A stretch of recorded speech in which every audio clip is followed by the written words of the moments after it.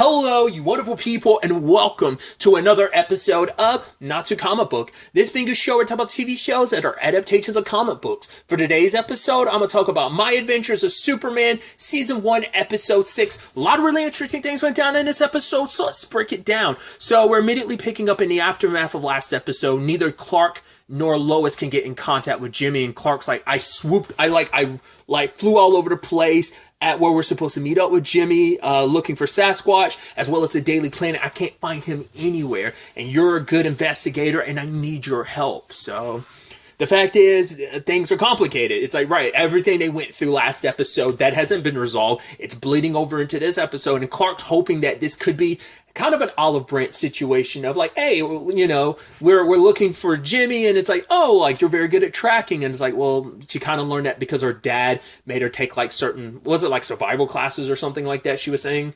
So obviously it makes sense. Her father being, well, even if it wasn't survival class, it was something of that nature. It makes sense. Her dad's a military man, so of course a lot of that survival ability and tracking and stuff, of course he'd like trickled down to her as like a military kid. So, but Lois isn't, it's like, oh, Clark's like, oh, I didn't know that about you. She's like, yeah, there's a lot you're never going to know about me now. And for Clark, it's just like, great, I'm kind of messing this up. What I thought was interesting, though, is when they found, like, like, this restricted area, Clark's like, wait, this doesn't make any sense. I was like, I flew all over this place, and I never saw this. How did I miss this? I was like, was this place cloaked or something? I mean, because, yeah, there are things that, I mean, because Clark does, I mean, I would assume his X-ray vision could penetrate. I mean, it's a moot point because he doesn't have his X-ray vision at this point in time, but I'm curious if his X-ray vision would be able to pierce through that. Obviously, like, the only thing that I'm aware of that it can't pierce through is lead. Was it lead? It's lead, right? I'm confusing it with someone else. I think I'm confusing it in my head with like Homelander, his being like zinc. Isn't that what he can't see through? But I think that I feel like it doesn't come up too often. Even in Superman and Lois, it doesn't come up too often about like things his supervision can't, like, his X-ray vision can't see through. I don't think that comes up too often. But it's like, yeah, it's lead, right? So I think this force field he probably would have been able to see through. But the fact is, the moment he got in there and it started disorientating him, I'm like, interesting. Because we have not even begun touching the kryptonite angle at all. And I'm curious, is this story going to touch on that at all? Because, I mean, obviously it comes up in certain elements in Superman and Lois. I mean, it has its big parts to play, but it's not like it's a constant threat in Clark's everyday life. Like, it ends up developing certain aspects with, like, especially with the X-Kryptonite and stuff like that, but it's never like the traditional green kryptonite that weakens him. It comes up from time to time, but it's not as consistent as you think it. I think it's because in my head, I treat it like Smallville, where it's like, you couldn't, like, walk 3 steps without running into some kryptonite, because it was the focal point of that show of kryptonite leading to the whole, you know, once again, Meteor Freak storyline of people getting powers. So that's why it's so prevalent in Smallville, but that might just be me misremembering how prevalent, but it's a pretty prevalent element to the story, especially early on. But either way, the fact is we haven't really kind of introduced the kryptonite element I thought was interesting, but it was like something about this force field. And I'm curious because his powers come from the, I mean, obviously like any Kryptonian's power on Earth would come from the yellow sun. So I'm curious, does that shield block the radiation from the sun, and is that why he was kind of in a weaker state? Because I don't know if they've ever explained like how scientifically the kryptonite works. Does it actually like remove the radiation from his body? Because it doesn't just take away his powers; it like debilitates him. So, I mean, I guess it's just like how any poison would kind of debilitate you, I guess, in the same regard. But I'm wondering, is that the justification why the force field, did it just kind of, or could it do something like it's replicating kind of similar to what is the red sun? The red sun completely strips Kryptonians of their powers. So could that force field have been kind of replicating something like that? I'm going too deep in it, but I'm so curious like how that worked. Now, what was so interesting is, on the Jimmy side of things, like, they looked at the video and they saw the thing that took Jimmy. because I didn't think about this at the time when we saw the shape, but it wasn't until after I did the review that I saw that scene again, and I was like, is that a gorilla? I'm like, hey, they're not doing Gorilla Grodd, are they? No, they didn't do Gorilla Grodd. They did, well, I'm going to butcher it, Monsieur Mala and the Brain. I was like, shut the that's it. And this very, very different version of them that I'm familiar with. It kind of almost feels like a Doom Patrol version, because they were kind of like, it wasn't, I don't think they were lovers. They were more like roommates. To my recollection, they were more like roommates, where it's just kind of like, right, the whole Brotherhood of Evil thing didn't pan out. They were kind of alone, and they just kind of in a retirement home. So it's almost similar. So it almost feels like it's kind of like a Doom Patrol approach, but they kind of went even further rather than just kind of being like, oh, retired roommates and allies and everything. I don't think they were lovers in Doom Patrol. There might have been inklings of it, but maybe it's been a while, because that was a season 3 situation, so I don't remember now. But I was like, that's so fascinating, because like I said, I started off thinking it was going to be a Gorilla Grodd thing, because I associate him with being a Flash villain, but I don't know if he is. Because that's the interesting thing about the comic stuff. It's like, every villain is probably danced or like went up against some other hero at some point in time, despite being someone's main antagonist, just because like they mix and mingle. Like there's a lot of the heroes and a lot of villains preoccupy the same space. Not all of them, but a good chunk of them do, across Marvel and DC. So like, for example, Slade's in this.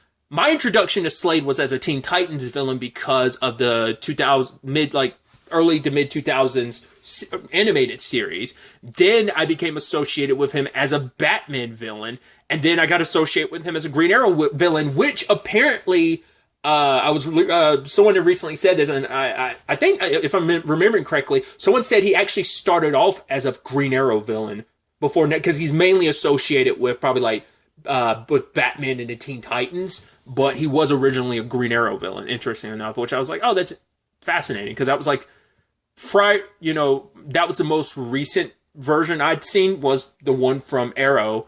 Obviously after that was Titans, but obviously it's still in that Teen Titans realm, even though it was Titans and not Teen Titans, but you get my point. So it's like, also they're part of the Brotherhood of Evil. Once again, they're not evil in this continuity. So once again, kind of doing a lot of interesting twist and developments with stuff. Like I said, like just kind of like, because at least in Doom Patrol, they were the evil. They were Brotherhood of Evil, but they kind of retired because like their plans for evil and world domination didn't pan out. So they basically settled down at a retirement home. So it's almost similar in that capacity, but it seems like they're straight up not villains at all. I'm curious, is this kind of true to their backstories where, like, right, we're scientists at the moment they say Cadmus, I was like, yo! So, I'm wondering, I guess they're not going to be responsible for anything else in this continuity, because it seems like their main contribution seems to be Mala and the Brain. So, I don't see any other villains maybe being born. To be fair, jumping ahead a little bit, Professor Ivo shows up at the end, so he could easily take over and revive Cadmus and make it into what it might traditionally end up being. So it might not, that might still be a strong possibility in this continuity. But like, I love that, for one, Jimmy the conspiracy theorist stumbled across something big and massive like this. And in fact, this Brain wants to kill him, but Jimmy's like, hey, you want to kill me? Fine. At least I want to, sadly, my friends or my supposed friends will never know the truth of what happened, but at least I'll die knowing the truth. And Mala's the one that's like, no, we'll show you what's around. We feel bad about you getting abandoned by your friends. And so shows him the entire place. And it's like, this is like Jimmy's wet dream. It's like, oh my God, this is amazing. This proves that everything that I believe to be right is right. So I thought that was so interesting. And we find out what happened to Mala, and the Brain. I don't even know if Doom Patrol ever covered, like, Mala's circumstances. It's just like, no, Mala's Mala and the Brain's a Brain. Like, I don't think they really gave you backstory. So for us to find out, like, because I guess Mala and Gorilla Grodd have very similar backgrounds where, like, they are originally, I don't know if that's something they just changed for the show, but it seems like they're both just gorillas that gain super intelligence by, I think, very different means. Mala, I think, is just very intelligent. Grodd is intelligent and he's telekinetic, so I don't know if his circumstances are just like a pure metahuman thing, or I wonder would Mala still fall on a category of metahuman. Either way, I'm going on these whole tangents, but it is interesting, like I said, going back to it, like them being lovers, and it's like, oh wow, I wasn't expecting that, which is really sweet. Especially like they have their thing of like they spent the past 20 years or so in hiding, kind of living the quiet life. It's just so there's this long-term relationship, and then there's Clark and Lois who have their relationship was this kind of like breaking apart before it even really had a chance to take flight. You know, I guess more apt metaphor would be it's being grounded before it could even take flight would probably be a more apt metaphor. But at the same time, this is all happening. Clark is doing everything he can to, you know, they're trying to find Jimmy, but he's also trying to protect Lois from the countless robots that are popping up. And very like, I will always associate it with Dragon Ball, because that was like the first thing I ever watched where it's like, yo, someone fighting and getting your clothes ripped up from fights. Like that, specifically DBZ, because like I think I watched Dragon Ball Z before I watched Dragon Ball. That really, like, I always associate it with that, like just kind of like that battle damage. And it's like, yeah, his shirt got ripped off. It's like, look at all these muscles. Oh, your boy is like massive and ripped. And even Lois is like, how'd you know you were bulletproof? He's like, I didn't. I just know you weren't. So, because for her, she's pissed at Clark because it's like, right, you don't want to talk about your circumstances. And he's like, I just don't want to talk about it. And it's like, I thought his main reason for not wanting to talk about it was because he told Lois the truth. He doesn't know anything about himself, and that's what makes it a little awkward. It's like, how can I answer questions when I know nothing about myself? Even I've only recently, back in episode 2, taken the first steps to slightly understanding. And even then, I walked away with almost no answers and just thousands more questions, you know? So I thought that was going to be the main reason, but we ended up finding out later on why. It's just because Clark doesn't want to be treated differently. He spent so long afraid of who he is and what he is that it's just like, right, I just want to be Jonathan and Martha Kent's son. I just want to be a normal dude because I'm afraid of if people find out who I really am, what that'll mean. They'll scare them off.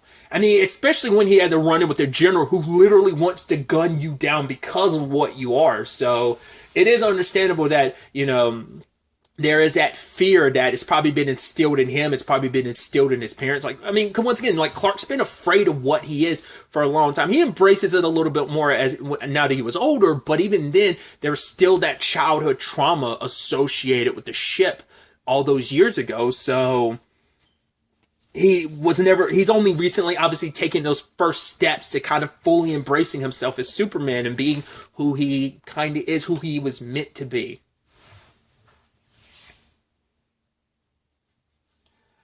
I love our pairings meeting up though, when it's just like, oh yeah, oh, these are my friends, the ones that kind of abandoned you, the friends that aren't really friends. And as Mala's like, oh, I'll give you space, and Brain's like, no, Mala, I want to watch them fight. It's like, you're such an instigator, shut up.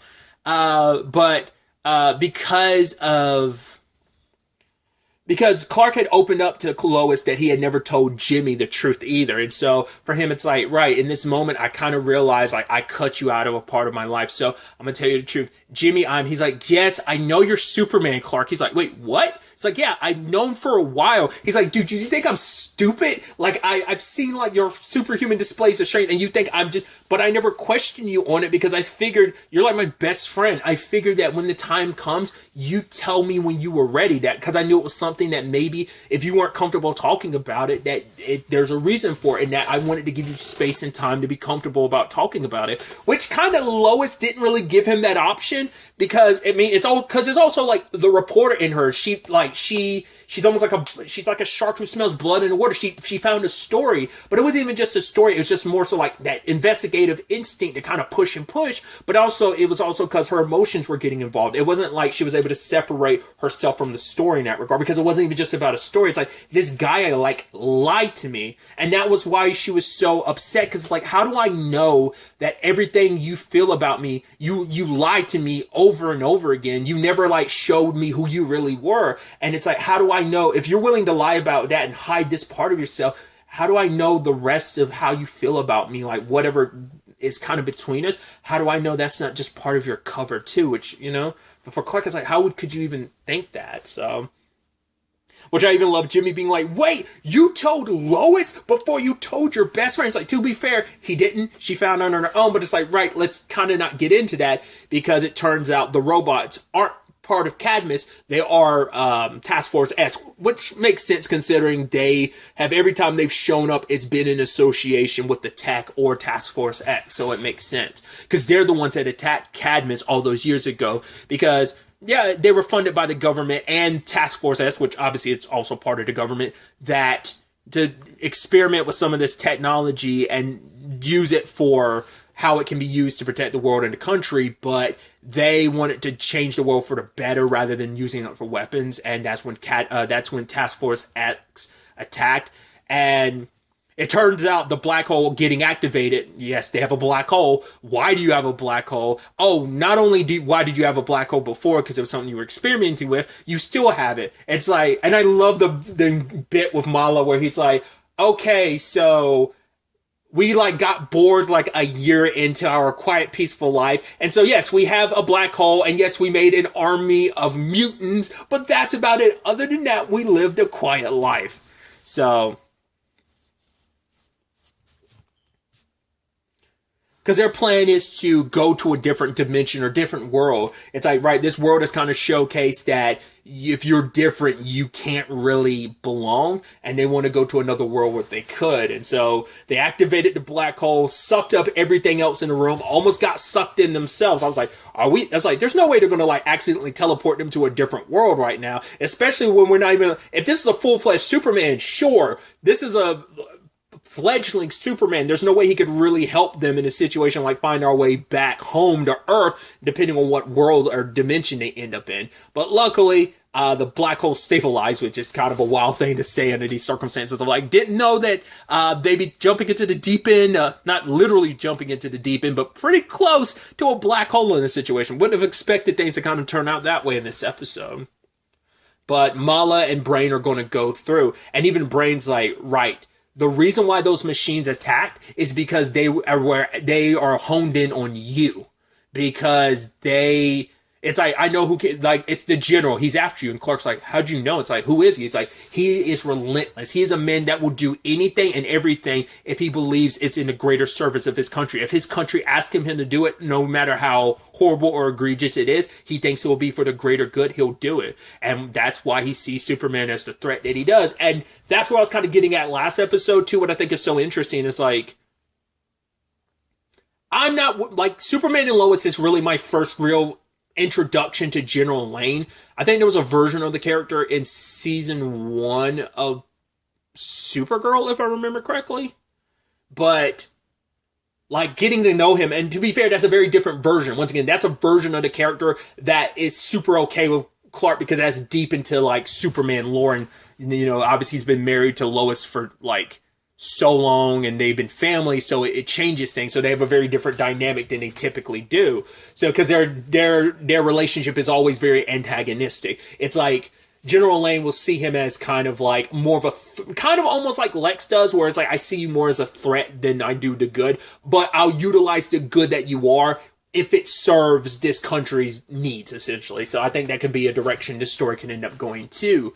But I still think it's got, and I keep saying it for certainty, and I kept stressing it last episode, he's got to be Lois's dad, especially as they keep sprinkling in stuff about her dad, too, from her perspective. She did it in episode 4, she did it this episode, it's got to be her dad. But the thing I was also bringing up is, usually Task Force X, I've always associated with an Amanda Waller. She's always kind of been the main one. So for it to be, as the general made it clear last episode, this is his operation. So I think that's interesting. So he must pull away from Task Force X or something happens to him and eventually Amanda Waller takes over. Because obviously he's got the same mentality as Waller. They are cut from the same cloth in how they perceive these threats and what it means for the greater good of this country. Like, they would once again do anything and everything. So it's so interesting that General Lane is, and maybe he has been this way in different continuities and like different adaptations and different, like, versions of himself in the comics. But like the ruthlessness that he kind of displays,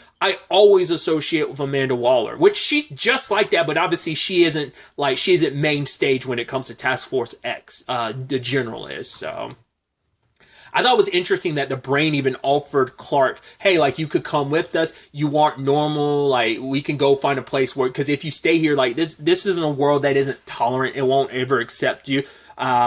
People who are different. But Clark, being the optimist that he is, believing, like, no, like, I want to work towards making it so that this world can accept anyone that's different, that he will prove himself. And I always bring it up. I keep referencing it all. Sorry, but that Superman and Lois episode 6 of season 1, because it's probably one of my favorite episodes. It's just that beautiful conversation about trust. Every time Clark's out there using his powers, his trust is being tested by the public. He is being tested every time because he's this powerful person. And obviously you see General Lane viewing him as a threat for whatever reason we don't know. It has to do something with when he crashed here all those years ago, because even Brain was saying, like, you're in the mid, like, it's the tech is under control by Task Force X, but it's specifically connected and resonated to Clark because it's kind of like honed in on his DNA, not because of General Lane, but it seems like something else. Like I was bringing up before, maybe I was thinking because this might have been apocalyptic technology was what I was thinking of. Technology from Apocalypse, that's what I was initially thinking. And then maybe this all connects to Dark Side, but maybe this is in fact all like rogue Kryptonian technology. Once again, depending on how they want to go about this continuity, this could be a Brainiac situation. Obviously, because Brainiac is on the alien tech side of things, and he, depending on which version of the Kryptonians' destruction you're going with, sometimes it's stuff related to them, other times it's related to Brainiac being responsible for why Krypton exploded. So this could, I was saying Darkseid, this could just easily be Brainiac. This could be setting up some Brainiac stuff, and that's why, like, Clark has his visions and why he's connected to the tech and why it's connected to him, because maybe it's registered to, like, Kryptonian DNA and it recognizes him. Like I said, maybe Clark isn't the only thing that landed here all those years ago. Maybe instead of in this continuity, it's kryptonite rocks that landed here. Maybe, in fact, I mean, because we know pieces of Krypton have landed on Earth because of that. So maybe in this case, it's not kryptonite, it's Krypton technology that landed here, and maybe that's why General Lane's like, he's got kind of almost like a Nick Fury thing of like, I've always got my eye on the sky because my world has been open to, oh my god, I see the danger that's out there, and I've got to prepare this world and this country for when it's coming, and Superman symbolizes that. And once again, how he's associated with Superman, I don't know, considering Clark has only just revealed himself as Superman 1, 2, like, because he doesn't know that Superman is Clark, so it's not like he's had an eye on Clark the entire time, but maybe he's seen some of the news pieces here and there, some of the ones that Clark was trying to avoid having Lois look at, which Lois ultimately still ended up looking at them and piecing it together about Clark and Superman. I don't know. There's still so much there we don't know. But I do think this was just a beautiful episode with just, for one, Mala and the Brain leaving, and even just like them forming a bond of like, hey, like maybe this world would be kind of different by the time you come back, and them kind of going off together, you know, which is really sweet. And Lois and Clark and Jimmy, them kind of finding their way back together. Even in the end, like the last episode was in the credits was a picture of all three of them torn up into 3 pieces. Now it's just a picture of all 3 of them together. I was like, that's beautiful. So because now it's like, right, it's good. They're gonna have a hard time making Perry believe all the stuff that Jimmy believes, because it seems like, oh, he's a crazy nut job, but it's like, no, he knows about all this stuff. I'm curious, since he's known about Clark for a while, it makes me wonder, is that why he became obsessed with aliens, or did it just happen to be a coincidence of like, oh, I happen to be associated with aliens, and it's like, he probably never knew that Clark was an alien. He probably was like, you're something different, but probably never associated with him being an alien. I don't know. But knowing that, like, right, regardless of what you are, what matters is who you are. And that's what that is at itself the core of what is Superman. Yes, you are this superpowered being. You are this superhero. You are one of the strongest beings on this planet. But at the core, the Clark Kent is what keeps you grounded, is what makes you good. That is your foundation. The man you became of because of the upbringing you had and the values that you have. So that's definitely going to be interesting. And like I brought up earlier in the discussion about Ivo taking over, like, I guess whatever remnants of Cadmus are there for them to use. We never found out whatever happened to the mutants after they probably got sucked into the black hole too, which is kind of sad. Because they weren't there, and we only saw Mala and Brain go through the portal, the black hole, but maybe they could have followed suit too, but I'm assuming they got sucked into the black hole in the first place with all of the other machinery. So, like I say, I'm very, very interested to see where the next episode ends up taking us going forward with all of this. But really, that's all I want to talk about. Until the next time we meet, be happy, be safe, live life to the fullest, and enjoy it. Good day, and goodbye.